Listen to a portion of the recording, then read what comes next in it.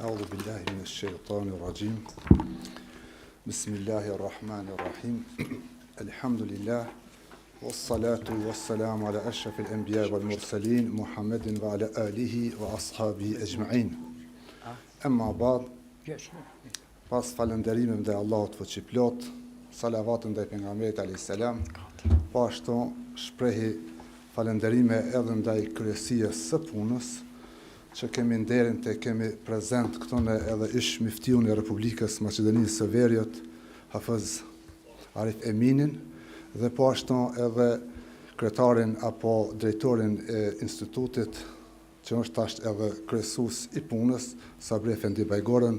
Zoti ju shpërbleft me shëndet dhe mirësi familjare. Amin, inshallah. Tema është e drejta e vakëfit në aspektin islam. Pasqyrë e shkurt për vakëfin. Qytetërimi islam dallohet nga karakteristika të shumta që rrezonojnë me shpirtin dhe natyrën e lindur të njerëzimit. Një krim i nderuar nga Zoti fuqiplot. Një tipar përcaktues i këtij sistemi është orientimi i tij bamirës, pasi Islami refuzon të lërë nevojtarët dhe të varfrit të përballen me vështirësitë e jetës pa ndërhyrjen e shoqërive, kombeve dhe filantropëve. Islami urdhëron solidaritetin shoqëror, duke bërë atë një detyrim në dyja shoqëritë dhe kombet që ta përmbushin sa më mirë që të jetë për njerëz të aftë. Sistemi i vakëfit islam është vetëm një shembull i këtyre parimeve humanitare, pionere që kanë karakterizuar qytetërimin islam gjatë gjithë historisë.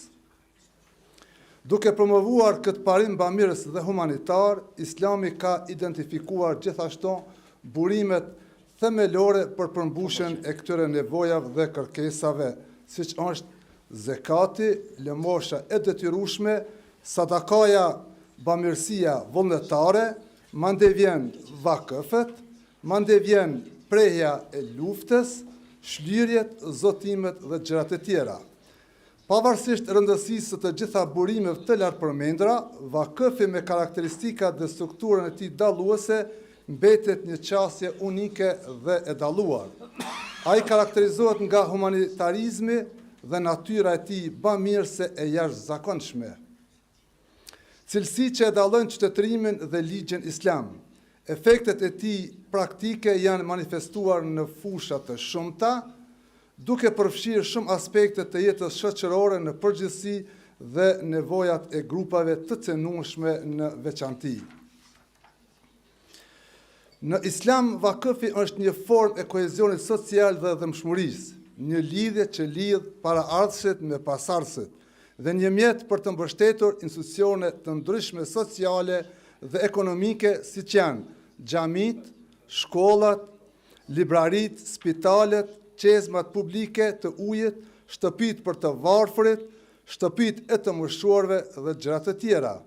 Është një manifestim i vitalitetit social dhe një shprehje e prekshme e frymës së mbështetjes së ndërsjellët të inkurajuar nga legjislacioni islam. Për më tepër, vakëfi luan një rol të rëndësishëm në mbrojtjen e familjes dhe ruajtjen e kohezionit të saj si njësia themelore e strukturës shoqërore. Pavarësisht zhvillimit të vazhdueshëm të këtyre institucioneve në forma më moderne, që ecin në hap me konceptet e epokës në të cilën ato ekzistojnë, përveç ndryshimeve në sasinë dhe mënyrën e ofrimit të shërbimeve sociale, midis një institucioni dhe në tjetrin, ofrimi i trajtimit, ushqimit, ujit të pijshëm, strehimit, veshmbathjes, sigurisë, arsimit dhe ndihmës së veçantë janë në vete shërbime që plotësojnë nevojat e domosdoshme të shoqërisë, veçanërisht në nivelin e familjeve të varfra, për të rritur nivelin e tyre ekonomik, shkencor dhe intelektual dhe për të siguruar vazhdimsinë e funksionit të tyre shoqëror në përputhje me atë që kërkon ligji islam. Dallimi midis vakëfit dhe testamentit. Pas shpjegimit të konceptit të vakëfit dhe vendimeve të tij ligjore dhe për përfitim shtesë, dietarët kanë shpjeguar ndryshimin midis vakëfit dhe testamentit. Ata thanë, vakëfi ndryshon nga testamenti në disa aspekte më të rëndësishme për tyre janë: një testament është një dhurim pasurie për pas vdekjes, ndërsa vakëfi është kufizim i përfitimit gjatë jetës. Përfituesi në testamenti mund të revokoj atë, pasi është pronë e tij. Megjithatë, një vakëf dhënës apo lënës nuk lejohet ta revokoj atë pasi nuk është më pronë e tij. Tjetër, një testament nuk te kalon një të tretën, ndërsa një vakëf është i lejueshëm edhe më shumë se një e treta me kusht që të mos dëmtoj trashëgimtarët. Një testament nuk është i lejueshëm për një trashëgimtar, bazuar në hadithin e pejgamberit alayhis salam, la wasiyata li varithin, ndërsa një vakëf është i vlefshëm edhe për trashëgimtarin. Në një testament, trashëgimtari zotron si pronën ashtu edhe përfitimin, kështu që ai mund ta disponojë atë sipas dëshirës. Megjithatë, në një vakëf përfituesi zotron përfitimin, por jo pronën, kështu që ai atij nuk i lejohet të disponojë fare pronësinë e vakëfit. Duke pasur parasysh rëndësinë e vakëfeve në Islam, dietarët i kanë ndarë ato në disa lloje bazuar në konsideratat e tyre. Më të famshët prej tyre janë: së pari, vakëfi bamirës ose i përgjithshëm. Kjo është vakëf nga i cili përfiton i gjithë komuniteti islam. Së dyti, vakëfi familjar ose privat, ky quhet edhe vakëfi trashëgues. Të ardhat e tyre shkojnë së pari te themeluesi, pastaj te fëmijët e tij, pastaj te pasardhësit e tij dhe më pas bëhen një vakëf bamirësie pas djegjes së pasardhësve. Së treti, vakëfi i përbashkët, kjo është vakëfi përfitimet e cilit u dedikohen pasardhësve si një kauz bamirësie.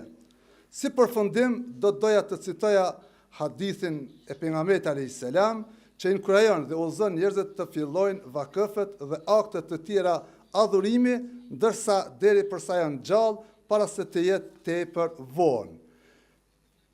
Jaa rajulun ila nabiy sallallahu alaihi wasallam faqal ya rasul Allah ayu sadaqa a'zamu ajran قال أن تصدق وأنت صحيح شحيح تخشى الفقر وتأمل البقاء ولا تمهل حتى إذا بلغت الحلقوم قلت لفلان كذا ولفلان كذا وقد كان لفلان. Transmeton Imam Buhariu rahimahullah në sahihun e tij, thot, një burr erdhi tek i dërguari i Allahut dhe i tha: O i dërguari i Allahut, cila lëmosh ka shpërblim më të madh? Ai tha: të japësh lëmosh ndërsa je i shëndetshëm dhe koprac, duke pasur frikë nga varfria dhe duke shpresuar për pasuri, dhe të mos vonosh derisa shpirti yt të arrijë në fit dhe të thuash për filanin kët dhe për filanin kët, kur veç ka kalu në botën tjetër. Por mos me vazhdu ma shumë, mos për me stërzgjatën, unë kisha me përfundu këtë, e mora pak si mostër prej a jam brenda kohës, e mora mostër prej Hafëz Arif Eminit, i cili e dha një shembull shumë për fund, edhe unë ashtu një shembull për jep. Thot, kishin qillu dy burrat mirë. Kana rajuleni saliheni, dy burrat mirë, nëse kanë përkthimin ata, më falni. Po. Edhe ai që ka dhonë o kon rajul salih, edhe ai dhënësi, o kon burr i mirë shumë, po edhe ki fakiri, ki fukaraja o kon shumë burr i mirë. Edhe tash ky fukaraja për mi kallëzu atij se kjo pasuri, të dy burrat mirë, thot nuk është e jotja, jep një shprehje shumë të shkurt, arabe ku i thot: Qal al-faqir ma minke. I thot kjo s'është prej teje. Ki fukaraja i thot kjo s'është prej teje. Sukër aludon se thot hadha min Allah. Kjo është prej Allahit, nuk është prej teje. Amo e thot me shprehje të shkurt ma minke. Po ky që ishte pasunik edhe burri mirë, i thot la leke. Me një shprehje shumë të shkurt. Që do thot ana uqaddim ash-shay li wajhi Allah. Thot, unë këtë që jam të edhon, nuk jam të edhon për ti, po jam të edhon për hirtë Allah Gjeleshanuhu. Thot, me dy shprehje shkurta, dhe e ceku atë hadithin e pejgamberit alayhis salam, që thot, sadaka teqa fi keffi Rahman, qable en teqa fi keffi Sa'il. Sadakaja mas pari bjen dorë të Zotit, mande bjen tek dora e lipsit. Allah ju shpërblet. Selam aleikum wa rahmatullahi wa barakatuh.